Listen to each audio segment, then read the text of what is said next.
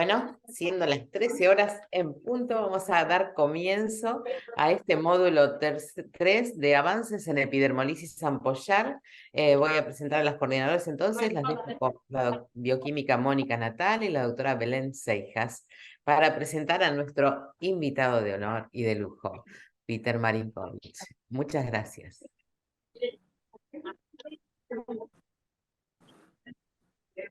Estás muteada, Mónica. Bueno, nosotras presentamos a las chicas que nos acompañan, las secretarias: Daniela Montoya, residente de dermatología del Hospital de Clínicas; la doctora Romina Pombar, médica de planta del Servicio de Dermatología del Hospital de Pediatría de Garrahan; la doctora Mónica Natale, bioquímica, investigadora del Laboratorio de Diagnóstico Molecular de Sevigea; y me presento yo, que soy la doctora María Belén Seijas, neuróloga del Hospital Español de Buenos Aires y colaboradora de Sevigea.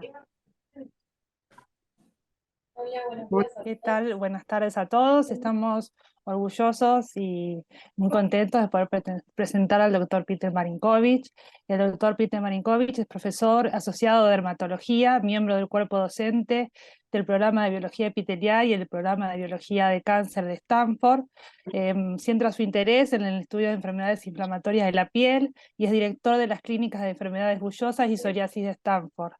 La investigación del doctor Marinkovic se centra en la patogénesis y la terapia de la hiperhidrosis bullosa, las enfermedades autoinmunitarias con ampollas, la psoriasis y el cáncer de piel. Bienvenido, doctor, estamos muy contentos de recibirlo y esperamos con ansia su charla. Muchas gracias. Está muteado. Ahí. Hi, everybody. Ahí. Okay, can you hear me okay? Hola, ¿me escuchan bien? Yes. Sí. Voy a compartir mi pantalla. ¿Pueden ver mi Good. pantalla? Thank you so much for inviting me to this conference, and it's such an honor to speak with all of Participar de you. esta And after I finish my conference, I will enjoy a mate. honor para mí. Y luego, por supuesto, voy a tomarme un rico mate después en honor a todos ustedes. Gracias. Estoy aquí para presentarles mi investigación sobre terapia génica en epidermiólisis ampollar o bullosa. Es una historia larga, nos ha llevado más de 150 años en realidad lograr hacer avances en este sentido. Se descubrió en 1875 por primera vez y durante los años hemos podido identificar los subtipos clínicos, hemos podido entender la membrana basal, sus características. Hemos podido identificar las proteínas ausentes en diferentes formas de EB y también los genes involucrados y mutaciones que afectan esta situación para generar EB, y luego la terapia génica. Y es allí en donde estamos ahora. Estamos con una base muy sólida y estamos logrando avances muy rápidos en base a todo este trabajo de tantos años. Bueno, para entender esta enfermedad tenemos que entender la membrana basal. Tenemos diferentes proteínas que van llegando de la epidermis a la dermis, y si cualquiera de estas cadenas se rompen en una mutación genética, por ejemplo, tenemos destrucción en diferentes niveles dependiendo del tipo de proteína y de genes afectados. Vamos a hablar del colágeno 7, que está presente en la parte inferior de la membrana, y también vamos a hablar de estas estructuras fibrilares que interaccionan con la red de colágeno en la dermis y proporcionan la adhesión, es decir, que la membrana se adhiera a la dermis. Y luego tenemos que hablar acerca del entorno externo y estos factores que tienen que ver con el epitelio, el esófago, los aspectos distanes del tracto gastrointestinal y urinario.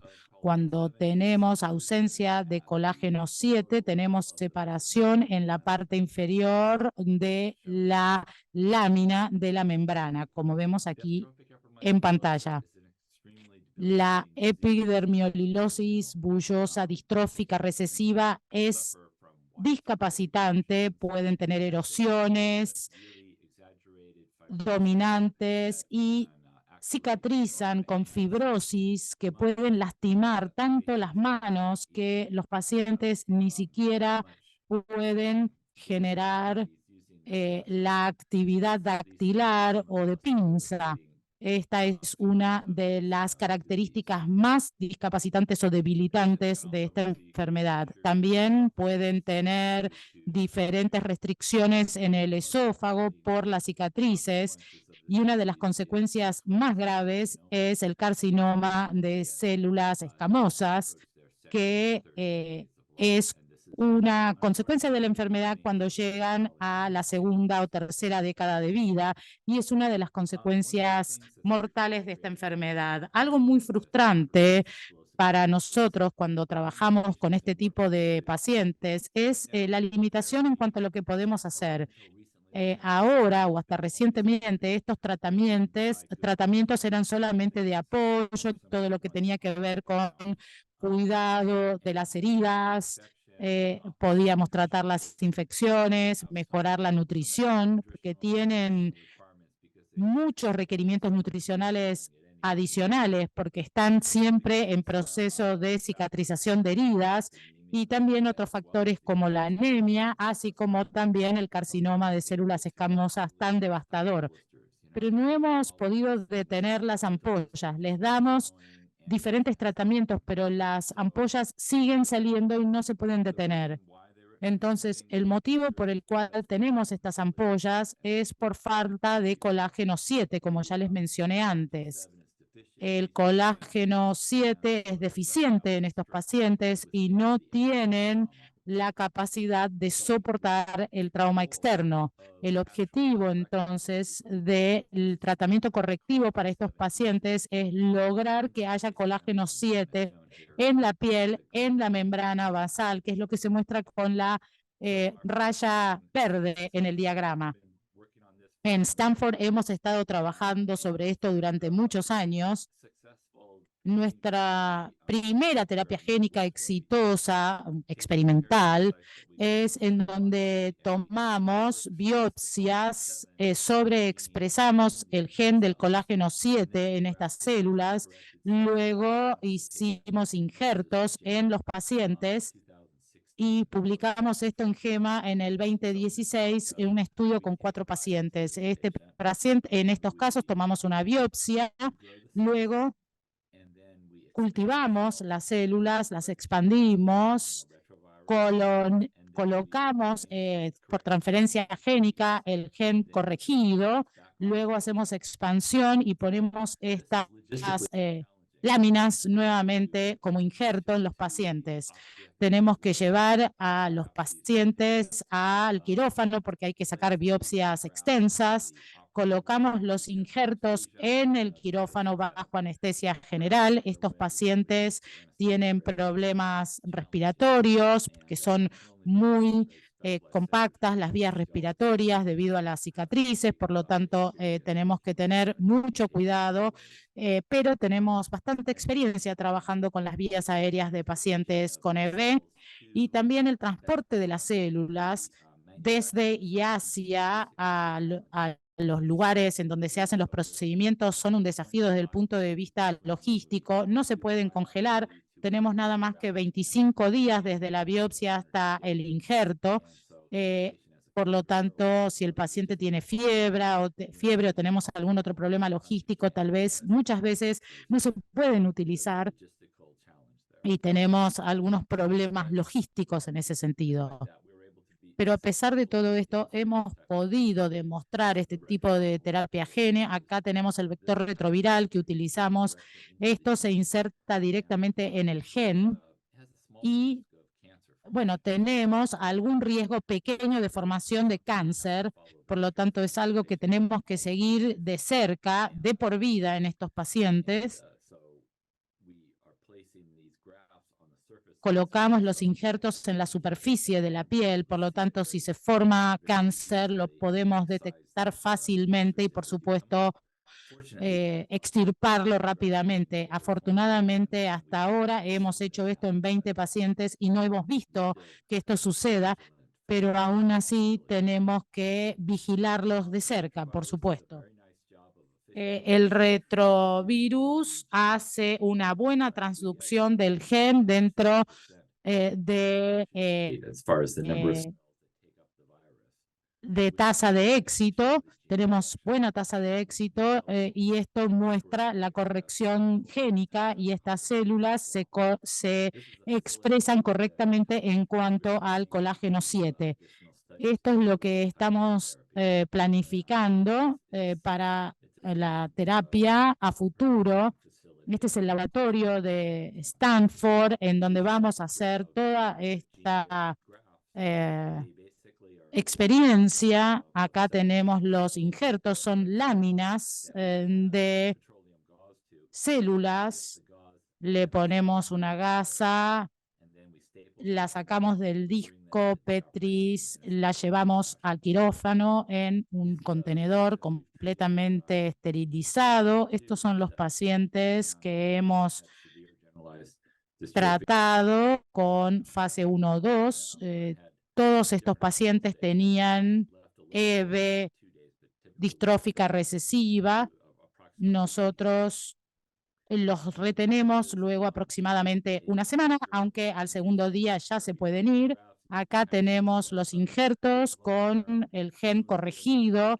Podemos ver el inicio a los 3 meses, 6 meses, 12 meses. Podemos ver acá la línea verde, que es el colágeno 7, que ha sido generado a partir del injerto con el gen corregido. Este es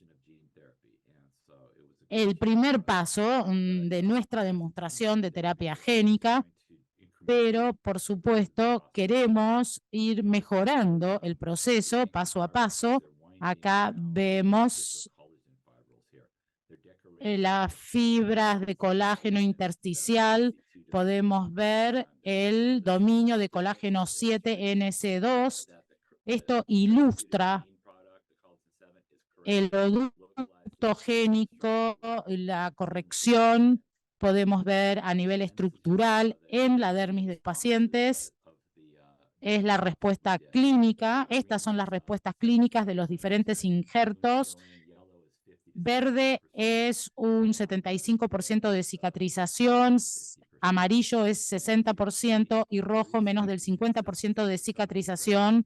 Hay algunas inconsistencias. Este paciente, el número 6, por ejemplo, es el que se fue antes y, como pueden ver, si el injerto no está en su lugar durante 6 semanas en el hospital, bueno, vemos que no se incorpora plenamente. Este paciente desarrolló anticuerpos contra el colágeno 7 y esto interfirió con la absorción del injerto. Estos son algunos de los motivos por los cuales algunos tuvieron tan buenos resultados y otros no tan buenos, pero esto lo vamos a analizar más adelante en la presentación. ¿Qué hemos aprendido de este proceso de injertos? Bueno, uno diría que hay una correlación entre la corrección molecular y la cicatrización de las heridas. En donde ven la expresión del colágeno 7, uno esperaría ver buena cicatrización. Y esto sucede, pero muchas veces no sucede. Los motivos por los cuales esto no sucede, bueno, hay que ir investigándolos. Por ejemplo, este paciente, voy a ir para atrás. Este paciente tuvo muy buen desempeño después de 6 meses. La piel está bien cicatrizada. Este es el brazo. la parte superior del brazo, pero cuando tomamos biopsias encontramos algunas áreas en donde había expresión de colágeno, pero otras no. Entonces, ¿qué sucede? ¿Por qué no pudimos ver expresión de colágeno 7 distribuido uniformemente en toda la superficie después de 6 meses? Bueno, después de 12 meses, el injerto falló, fracasó. Y el motivo de esto fue que había algunas áreas solamente de la expresión de colágeno 7 en estos injertos, pero eran suficientes para mantenerlos adheridos a la herida, porque este brazo superior no tenía mucho, no tiene mucho contacto, entonces solamente hubo algunas áreas en donde se adhirió bien, y eso es lo que se necesitaba realmente. Este es un ejemplo clásico de la interacción entre el ambiente y la genética. Esto es algo que la llamamos la paradoja histórica de la medicina, y en la terapia génica esto también se aplica. Acá tenemos otro ejemplo.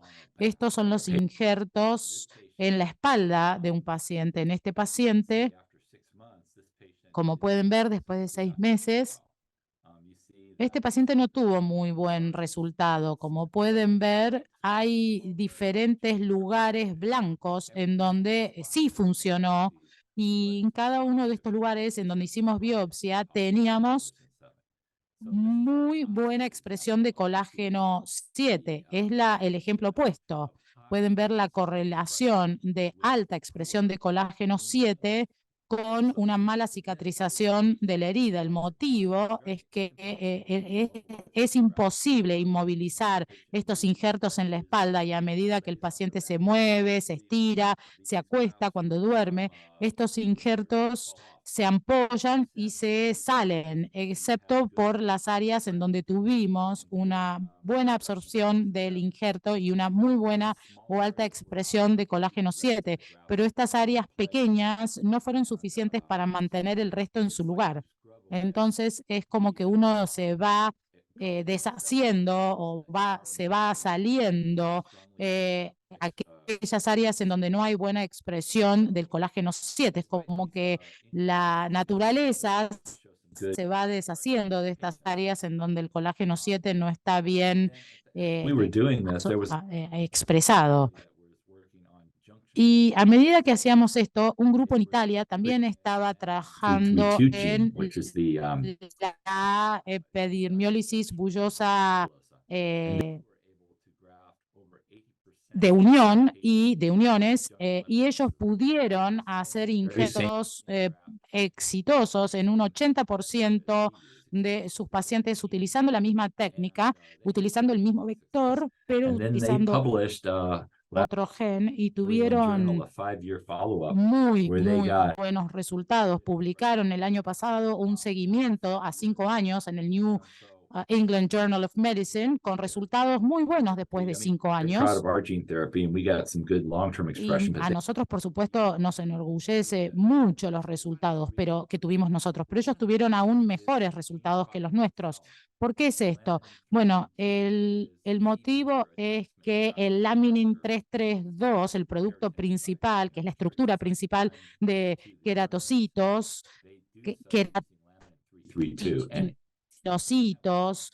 bueno, ellos lo hicieron utilizando laminin 332, porque si no, no se adhieren bien.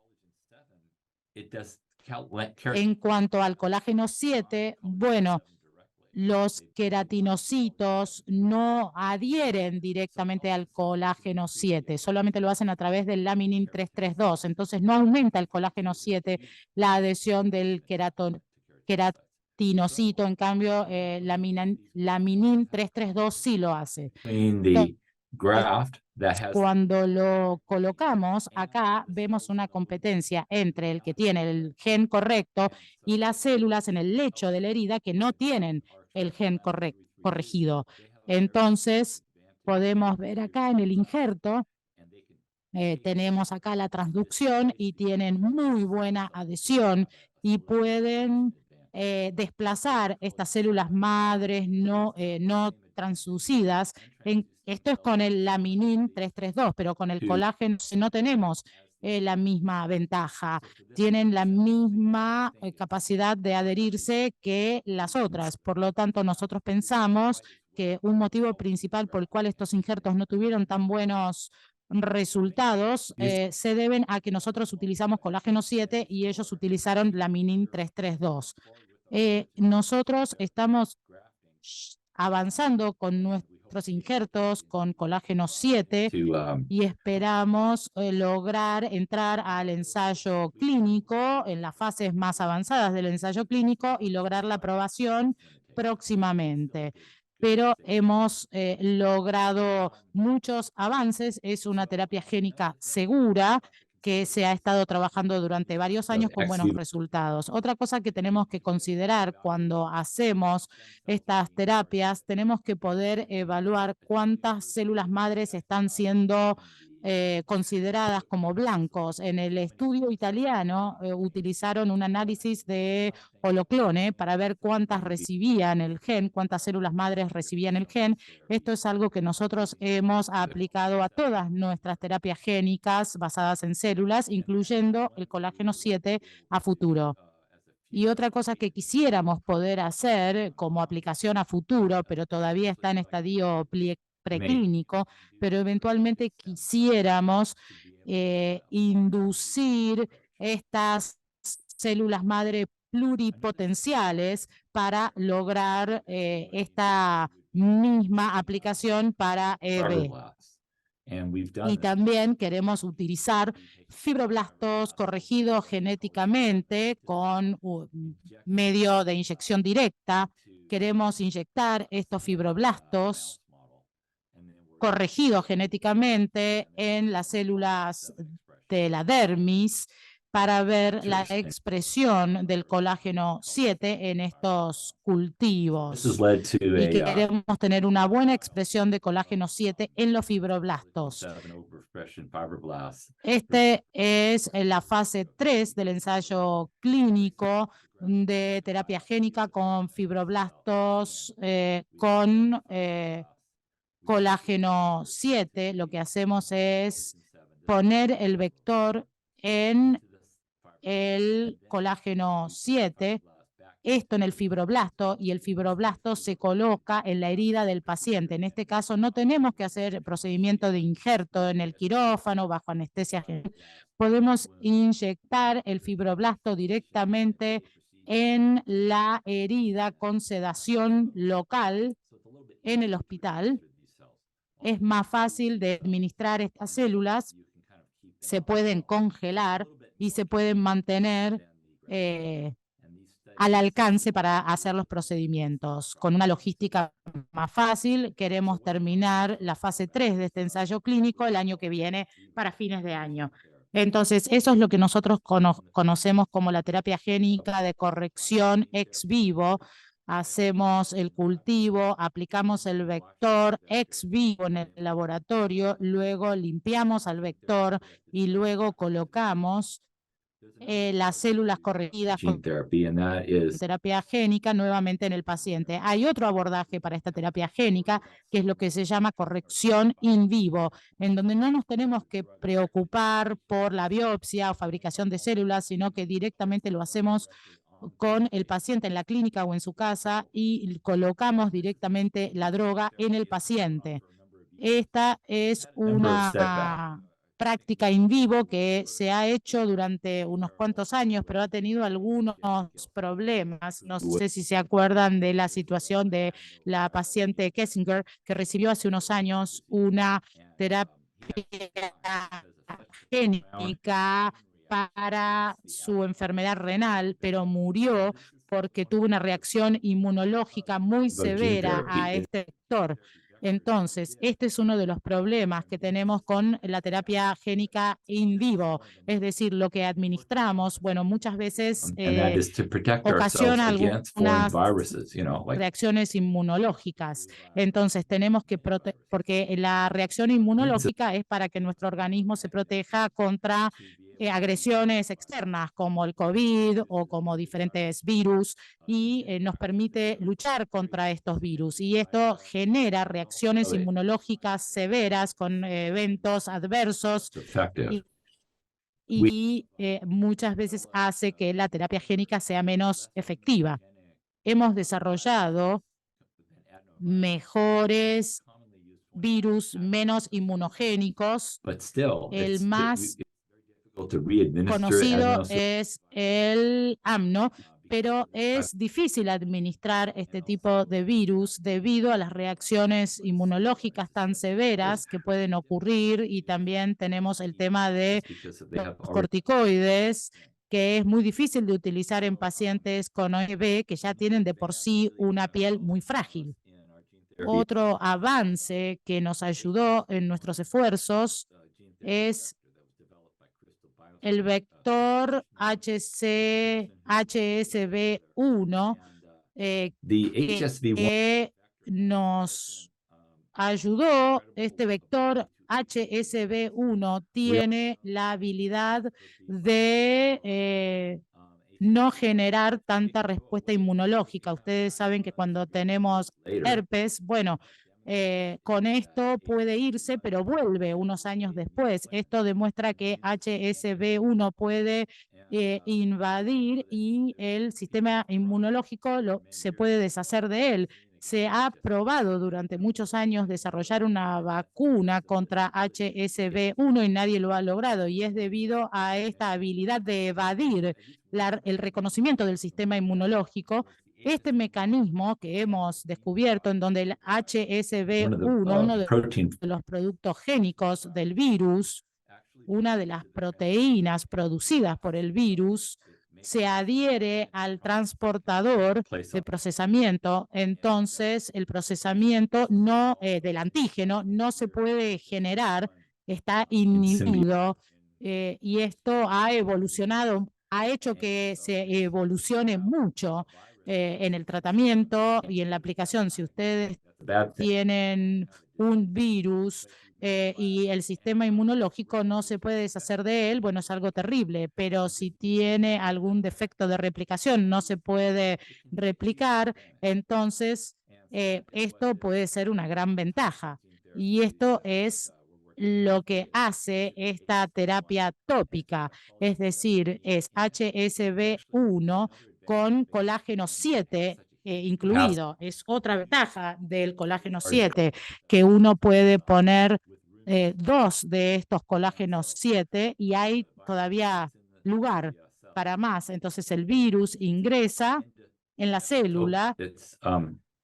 It is not an integrating type of a virus, so that it no es un virus integrador, no se incorpora en los cromosomas, por lo tanto no deben preocuparse o no tienen que preocuparse por el cáncer, pero las proteínas de colágeno 7 pueden durar en las células hasta de 2 a 6 meses. Entonces, con una aplicación de esta medicación o de este procedimiento tópico, nos da protección durante hasta 6 meses. Entonces, hemos también utilizado la expresión del colágeno 7 en los fibroblastos de los pacientes. Sabemos que los fibroblastos y los queratinocitos también generan colágeno 7. En el proceso de cicatrización, tenemos los queratinocitos que generan mucha contribución para la membrana basal, pero después de que esta membrana ya está preparada y el colágeno 7 se va regenerando con el tiempo, bueno, empieza a reemplazarse, y entonces la contribución de los queratinocitos y los fibroblastos son muy importantes. En la terapia ex vivo que les mostré, así hicimos un solo target de una de las dos, y esto con el HSV1 en vivo tiene a las 2 células como target. Entonces, bueno, esta es otra ventaja. Y esto les muestra cómo hacemos la terapia génica sobre la dermis. Son diferentes gotas, luego colocamos un vendaje plástico. Empezamos con las heridas más problemáticas y a medida que cicatricen vamos avanzando. Es una aplicación muy práctica, es algo que se puede hacer en el domicilio. Esto muestra los resultados de fase 1-2 del ensayo clínico. Tratamos todas estas heridas. Pueden ver que todas menos una cicatrizaron, con excepción de esta. A este paciente lo tratamos más adelante en el ensayo y sí logramos que cicatrizara. Entonces, básicamente, todas cicatrizaron, una de ellas después de 2 intentos. Y las heridas placebo, como pueden ver, se abren y se cierran. Y esto se ve en el gráfico. Acá vemos la línea azul que van para arriba y para abajo. Estas son las heridas placebo. Estas se abren, se cierran por algún golpe, se vuelven a abrir, después se cicatrizan y después se vuelven a abrir. En cambio, las células que fueran tratadas con la terapia génica se trataron, cicatrizaron y se mantuvieron sin volver a abrirse. Muchas veces uno analiza el tiempo que lleva a cerrarse y o a cicatrizarse, pero como pueden ver no hay mucha diferencia. Pero esto es lo que logra el colágeno 7 cuando ingresa en la piel. Hace que la herida sea más fuerte y más resistente a las ampollas y no se vuelven a abrir. Es la durabilidad del colágeno 7, que es lo más importante que nosotros hemos podido probar con este ensayo. Y una buena expresión de colágeno 7, bueno, cuando vemos acá la inmunofluorescencia de los injertos, bueno, ustedes pensarán, bueno, nos están mostrando los mejores resultados, pero lo que quiero es mostrarles con más detalle los resultados. Tomamos varias fotos de toda la muestra y podemos ver que la expresión del colágeno 7 se puede ver en toda la extensión de la herida, no solamente de un segmento. Y esto muestra, en la magnificación, pueden ver cómo las fibrilas de anclaje se van cerrando correctamente. Y acá podemos ver el dominio NS2 de la expresión del colágeno 7. Podemos ver una muy buena corrección. Esta es la fase 1 y 2 con muy buenos resultados. Ahora pasamos a este ensayo que se publicó en el New England of Medicine. En este ensayo tuvimos...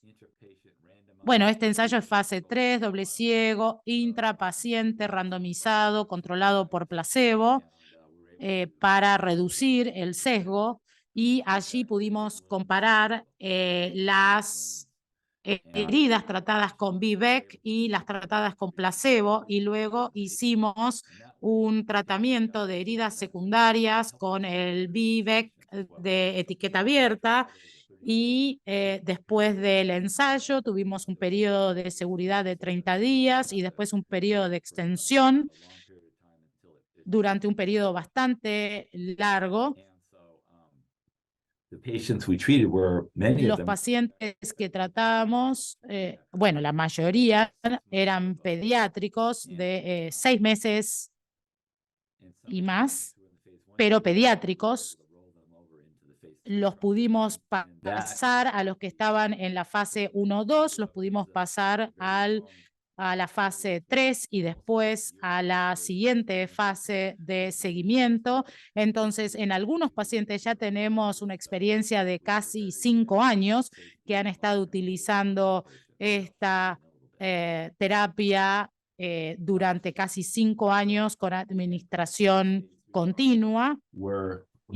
Estos son los principales endpoints. El primero era un 100% de cicatrización de la herida a los 6 meses. Es muy exigente. Si están 100% cicatrizados, es lo que buscamos. Si no están 100% cicatrizados, entonces no cuentan. El segundo es 100% de cicatrización de la herida 3 meses después del tratamiento y luego lo seguimos para mayor seguridad. Pudimos lograr una diferencia estadísticamente significativa a los 6 meses comparado con el placebo y a 3 meses, perdón, a 1 mes, a 3 meses y a 6 meses.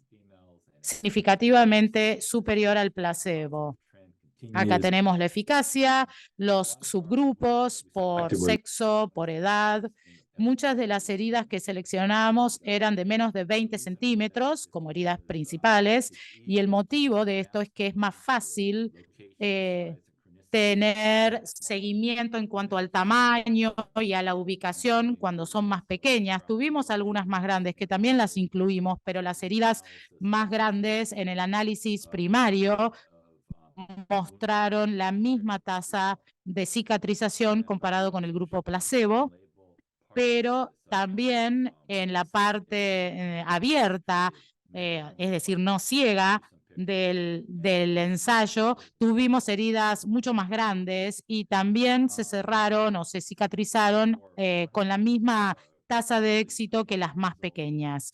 Y tuvimos resultados maravillosos, no solamente en eficacia, sino también en seguridad. La terapia génica in vivo tiene muchos problemas con la reacción inmune y la falta de poder administrarla más de una vez, pero el hecho de que le hemos podido dar cientos de dosis durante todos estos años sin ningún tipo de evento adverso ni pérdida de eficacia, creo que esta es una de las características más sobresalientes de este ensayo clínico y esto ha sido uno de los mejores resultados de terapia génica in vivo. Yo creo que en los próximos años muchas otras personas van a empezar a analizar HSV1. Safety issue that I would like to mention is Algo que quisiera agregar es la inmunogenicidad.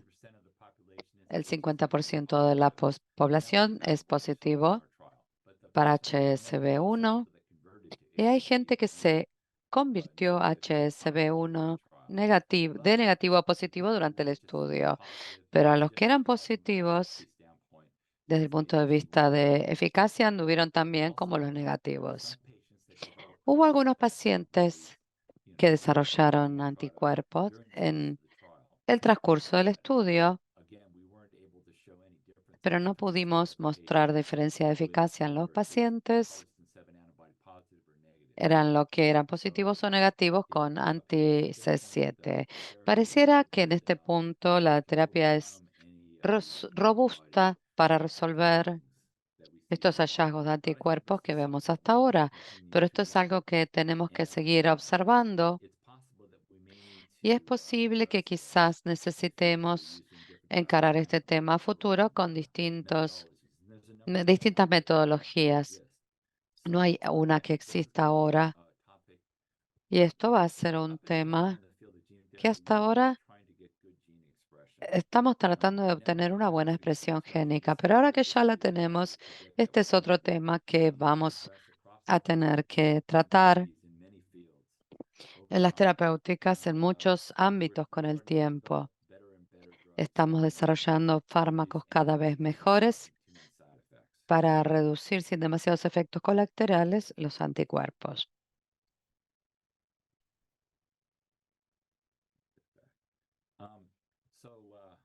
Aquí tenemos algunos de los estudios de largo plazo que vemos en pacientes a 4 años y medio como plazo máximo y vemos mejoras impresionantes a largo plazo, una reducción enorme, más del 80% de las heridas en estos pacientes. Este paciente de aquí, básicamente de una patología distrófica severa a uno leve o intermedio.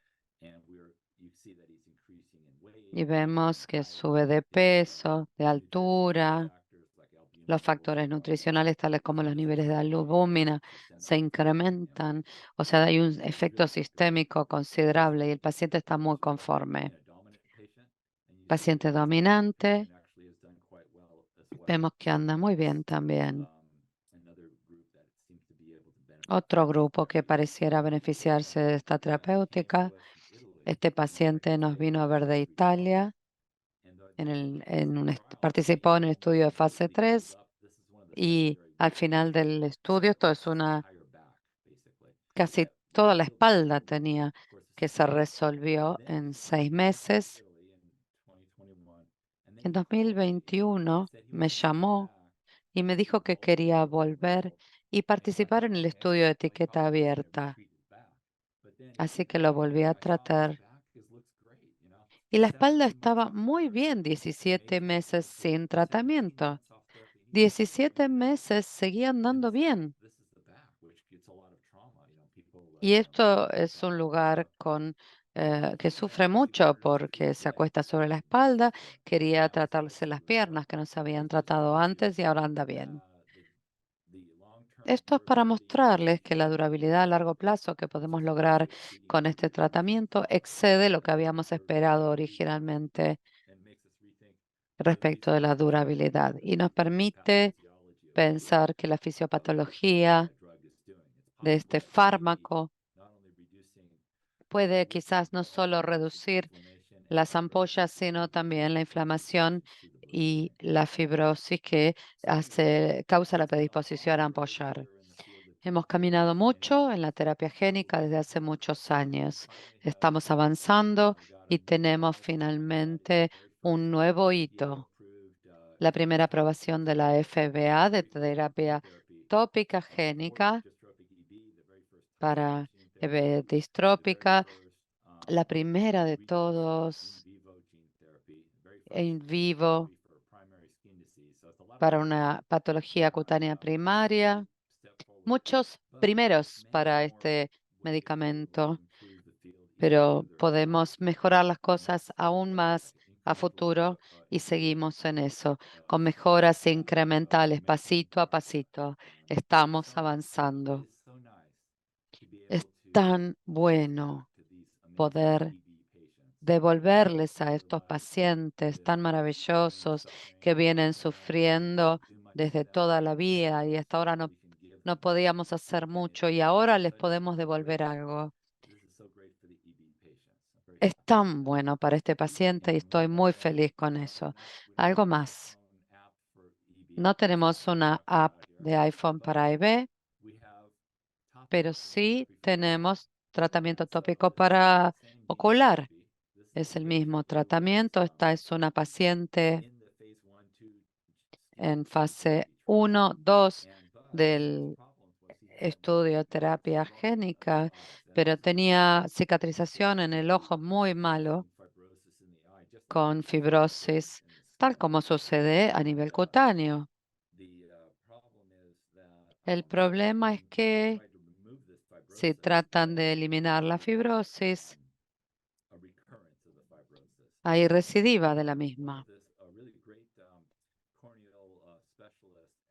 Uno de los especialistas en córnea maravilloso de Miami tuvo esta idea de remover la cicatrización y después administrar P-Back como gotas oculares para evitar la reescarificación y lo hizo con éxito. Fíjense en el ojo de la paciente con una mejora completa. La córnea tiene muy buen aspecto, no afectó a la retina y veamos que la visión fue de movimientos de dedos a 20-40, que es casi normal. También le trataron el otro ojo y anda muy bien también. Entonces esta chica estuvo ciega durante años y volvió a recuperar la vista y está encantada. Ese es el futuro. Para ahí es donde vamos. Vamos a poder empezar a tratar orofaringe, esófago, áreas rectales, todas las áreas afectadas por esta patología. Y vamos a tratar de desarrollar los resultados que tenemos en piel. Para cerrar, quisiera agradecer a todos mis talentos, trabajadores, inteligentes, que están trabajando con nosotros en conjunto con todos los que nos rodean. Muchas gracias a los patrocinadores y especialmente a todos los pacientes que toman su tiempo para participar en estos estudios. Agradezco a todos por su atención y es un placer responder las preguntas que tengan.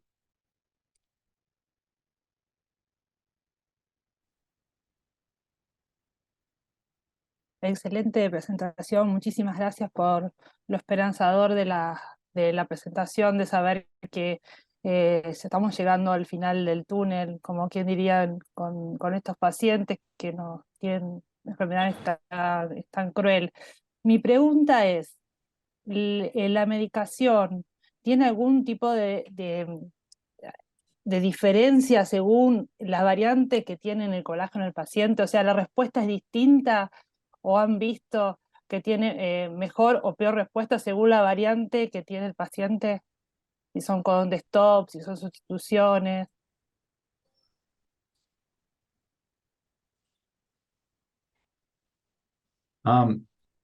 We've seen the dystrophic, Hemos visto que la mayoría de los pacientes eran casos de moderados a severos en su distrofia y respondieron bien. Hubo algunos pacientes con enfermedad dominante, uno en realidad, y algunos pacientes que respondieron bien también. Así que creo, aunque los leves o los severos responden igualmente bien a este tratamiento. Solamente tratamos un paciente dominante, sin embargo. Así que va a ser interesante ver mayores cantidades de pacientes dominantes con este tratamiento. Sí, yo me refería más que nada al tipo de variante, no a si es dominante o recesivo, sino si es si el paciente tiene producción o no de colágeno. Por ejemplo, en aquellos pacientes en los que tienen proteína truncada y no tienen expresión de colágeno, ¿es mejor o es peor? O en esos casos tiene mayor posibilidad de tener alguna respuesta inmunológica porque ellos no tienen colágeno, entonces el ponerles un colágeno externo le puede llegar a producir una reacción inmunológica mayor que a los otros. Más que nada ya para ese lado. Como para tener una idea de a qué pacientes uno debería enrolar o a qué pacientes uno les debería ofrecer esta medicación. A todos, supongo, pero bueno, en cuáles va a tener mejor pronóstico.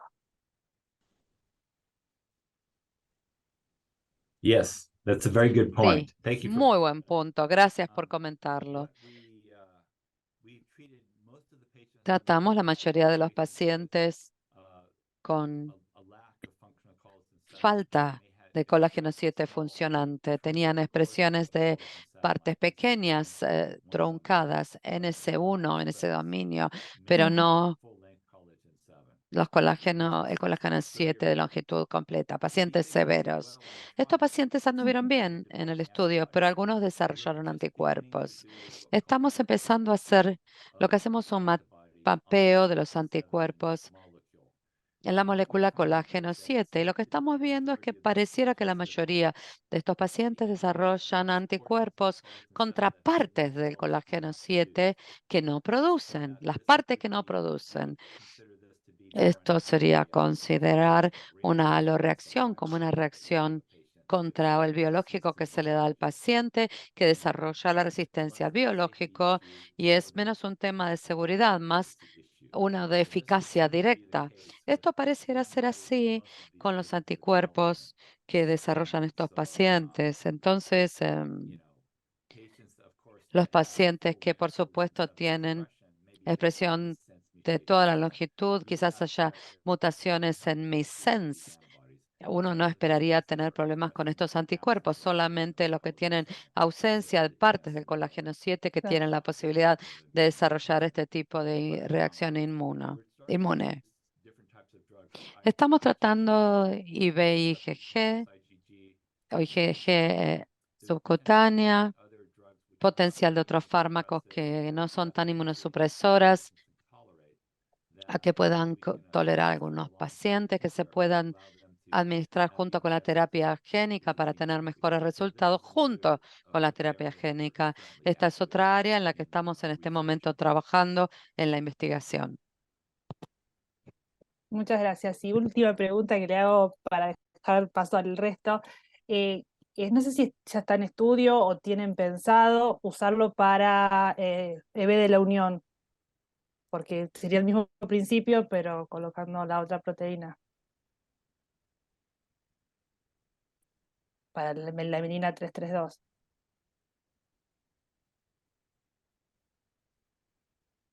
Yes, laminin 332, of course, is La very menina near. 332, por supuesto, es algo que tengo en mi corazón.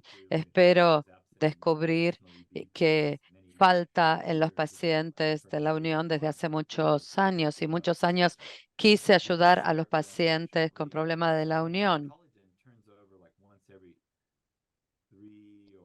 Cada 3 o 4 meses tenemos los pacientes de colágeno, por lo cual hay un tratamiento a más largo plazo. En la menina es cada 2 semanas más o menos. La renovación no es tan buena. Por esta razón, con HSV1 es mejor utilizar un vector tal como Vendan con el grupo, como se hizo en el grupo italiano con un retrovirus en el injerto.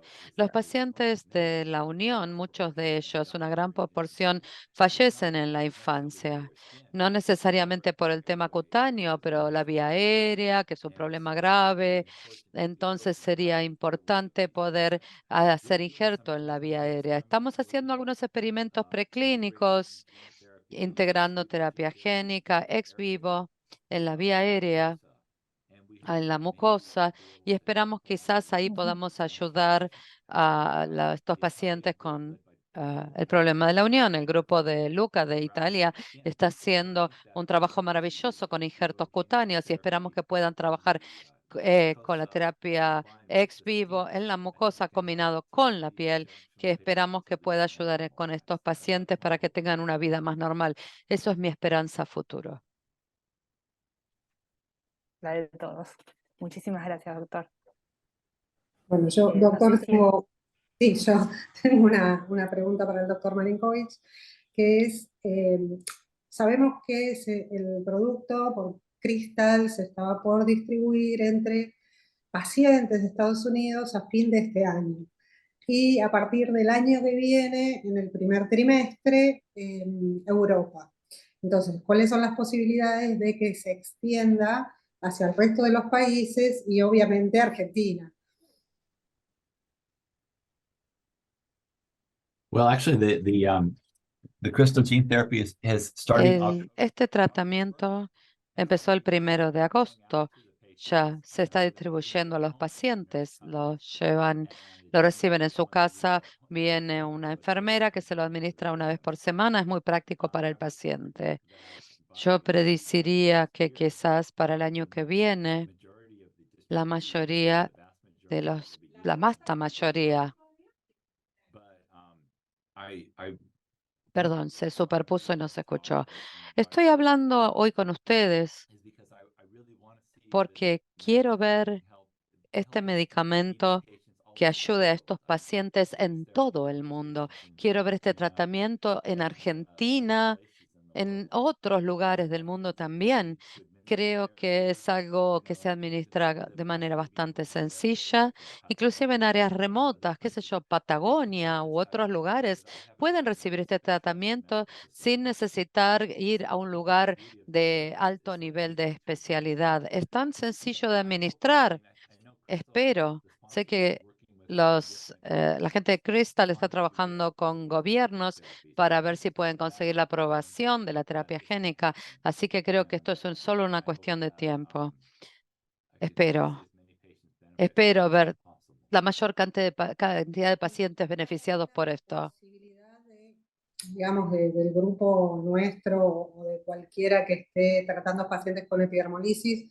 Hablo principalmente en nuestro país porque es lo que conocemos, de que puedan comunicarse con Crystal, en este caso, para poder acelerar esos trámites. Sí, los pacientes lo reclaman.